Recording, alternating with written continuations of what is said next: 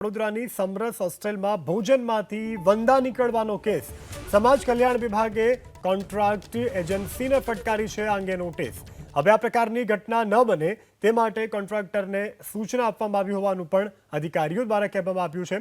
MS યુનિવર્સિટીની સમરસ હોસ્ટેલમાં નીકળેલ જે જીવાત છે તેને લઈ વિદ્યાર્થીઓમાં જોરદાર આક્રોશ હતો અને વિદ્યાર્થીઓએ કહ્યું હતું કે જો અમારા પ્રશ્નનું નિરાકરણ નહીં આવે તો અમે આંદોલન કરીશું અને હાલ તો કોન્ટ્રાક્ટરને સૂચના આપી દેવામાં આવી છે. છોકરાઓને સારું અને વ્યવસ્થિત પૌષ્ટિક મળે એ માટે અમે બધા પ્રયત્નો કરીએ છીએ અને અમારા માણસો દ્વારા જ્યારે રસોઈ બનતી હોય ત્યારે પણ ત્યાં ઊભા રહીને દેખરેખ રાખવામાં આવે છે અને અમે રસોડું જમતા પહેલાં પણ અમે ત્યાં મુલાકાત લઈએ છીએ અને અમારો પ્રયત્ન છે કે વિદ્યાર્થીઓને સારામાં સારું જમવાનું મળે. પણ આ કોઈક કારણસર આ નીકળેલો છે અને ભવિષ્યમાં આમ ન થાય એ માટે અમે એજન્સીને નોટિસ પાઠવીએ છીએ અને જરૂર જણાવીએ તો એને ટેન્ડરના નિયમો અનુસાર પેનલ્ટી વસૂલ કરવામાં આવશે.